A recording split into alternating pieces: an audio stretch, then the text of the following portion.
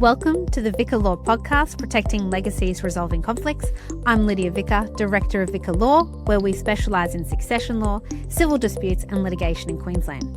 If you want to safeguard your assets, navigate estate planning with confidence, or resolve legal conflicts effectively, you're in the right place.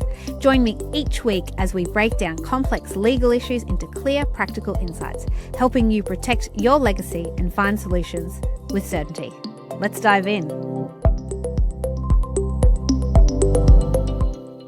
Hello and welcome back to the Vicca Law Podcast, Protecting Legacies, Resolving Conflict. I'm your host, Lydia Vicca, Director of Vicca Law, and welcome to April. Easter is, upon us. How did that happen? But here we are, and we are continuing our kind of theme for this year is really getting back to the basics of estate planning and estates in Queensland. So this month, our focus is on enduring powers of attorney.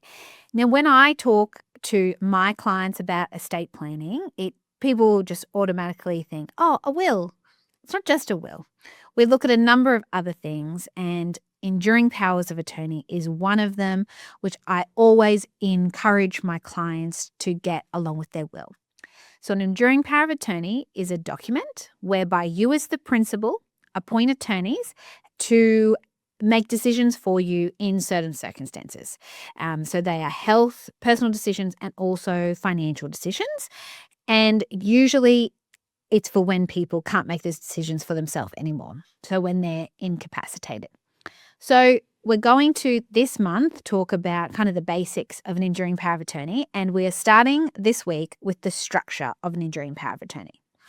Now, full disclosure, these documents are available online. So the Department of, I think it's Justice and Attorney General is what the name is currently. They put online PDF copies of enduring powers of attorney for you to be able to fill out yourself. Now, there's reasons why you come to a solicitor to get them done. Firstly, all the legal advice that I get to give you about them, I put a whole bunch of extra clauses in mine that cover certain scenarios. But it is something that if you really don't have one, you should have one. And so it is a form, and then I fill it out for you and add in all my little bits of extra pieces. So the basic structure of an enduring power of attorney is that firstly, you say who you are. That's very important. You're the principal, where you live, your contact details. Then there's a section in there for you to add any wishes that you might have or any directions for the attorneys in, doing their role as your attorney when you're a principal. For most people, we don't put anything in there. We leave that blank. And that's mainly because if you're appointing an attorney, my view is you should really be talking to your attorneys about what your wishes are and what your directions would be in circumstances where you're incapacitated. The only thing that I find that people generally put in there is really around wanting to stay in their home for as long as possible, not being moved to a nursing home too early. Sometimes where there's multiple children, so let's say there's like 5 or 6 children in the family and the principal's only appointing 1 or 2 children, they might put a direction in there asking those attorneys to make sure that they're consulting with all their siblings when making decisions. So those are the kind of things that we can put in there, but it's really open to you whatever you want to put in there. Then the next section, you list out who your attorneys are. So attorneys have to be over 18. There's no real limit to how many attorneys that you can have, but my view is try not to have more than 2 or 3 acting jointly together, but you can appoint them in any kind of which way you want, successively, severally, which means any one of them can make a decision, by majority or jointly. What usually happens in circumstances is that where there's a couple, you have the spouse acting independently, and then you have all the children or 1 or 2 children then acting jointly if the spouse isn't available. That normally is what happens, and it's pretty much the same with individuals. They usually go with one person, and then if they can't do it, go with the next, or 2 or 3 people acting jointly together. So you list out all the attorney's details, and that's really so that if the enduring power of attorney is being used, they're able to contact your attorney. Then in the next section, we say what kind of decisions they're for. So usually when you're doing a short form, it's for both health and financial, but you can do two separate enduring powers of attorney for health decisions and financial decisions. You can also do a long form where in one document you appoint different attorneys for the different matters as well. So it just kind of depends. But for the majority of the time, we are doing it for both personal health decisions and financial decisions. Now, the next bit is quite important. It's to determine when it kicks in, right? So for health matters, what I say to people is really it's what the doctors decide you can and cannot consent to at the point of time.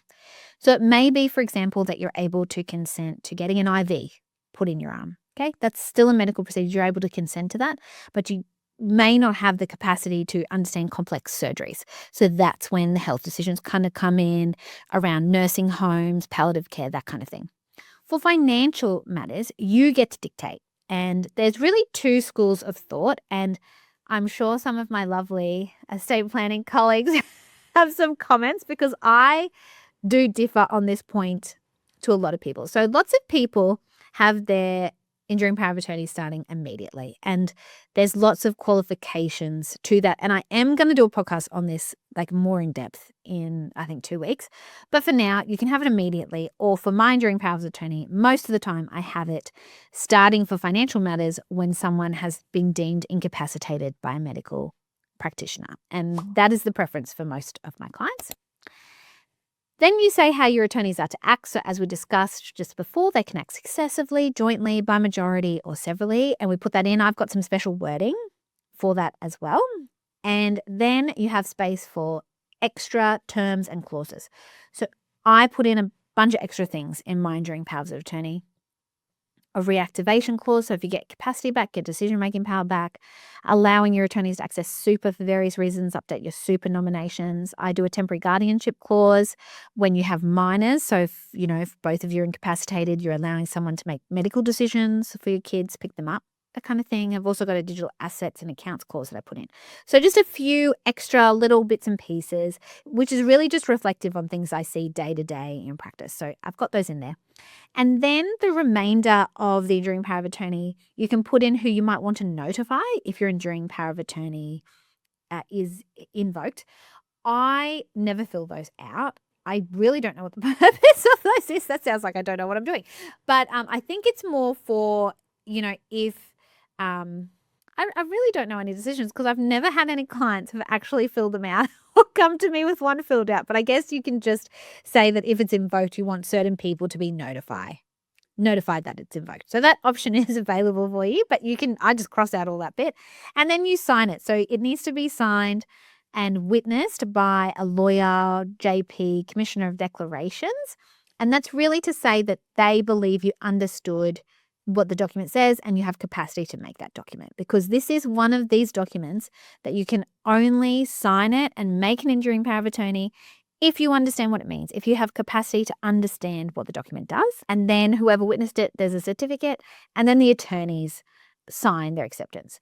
Attorneys don't have to sign until they accept the appointment, but what I like to make sure is at least one person has signed it. So if you're a couple, it's a spouse. If you're not in a couple, I get the next person, your first attorney, I make sure that they've signed it.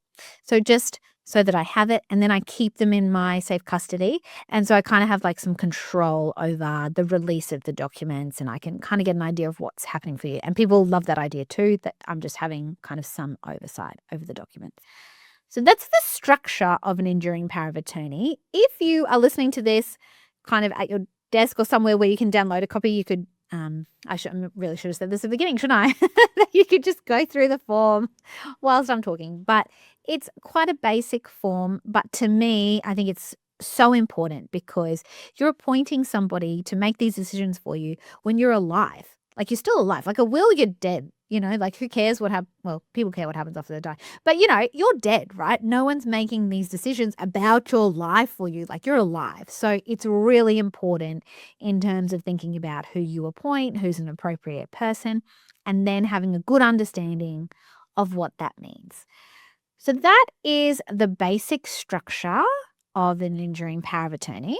Next week, we're going to talk about attorneys generally, like who should they be, how should they act, how should they behave, kind of thing. Because when you do an enduring power of attorney, you are under obligations under the Powers of Attorney Act in Queensland. So it's important that your attorneys are aware of that. So we'll talk about that next week. Thank you so much for listening today. You feel free to share this podcast with anybody that you think, gee, that person needs an enduring power of attorney, or I don't have one. You can hop on my website, www.viccalaw.com.au, book a free consultation with me, Lydia Vicca. I also have heaps of information on there about enduring powers of attorney if you want to know more. Thanks so much for listening, and I will speak to you next week. Bye. That's a wrap for this episode of the Vicca Law Podcast, Protecting Legacies, Resolving Conflicts. I hope you found today's insights helpful in navigating your legal journey. If you're ready to take the next step in securing your legacy or finally dealing with your dispute, you can pop on my website, www.viccalaw.com.au, to book a free consultation with me, Lydia Vicca. You can also subscribe to our newsletter or find out more about today's topic. Your future begins now, and we're here to guide you every step of the way. Until next time, I'm Lydia Vicca, signing off. The Vicca podcast comprises general information and does not serve as a substitute for professional advice. Prior to making any legal decisions, individuals are advised to seek independent professional guidance and assess the suitability of this information for their own individual goals and objectives.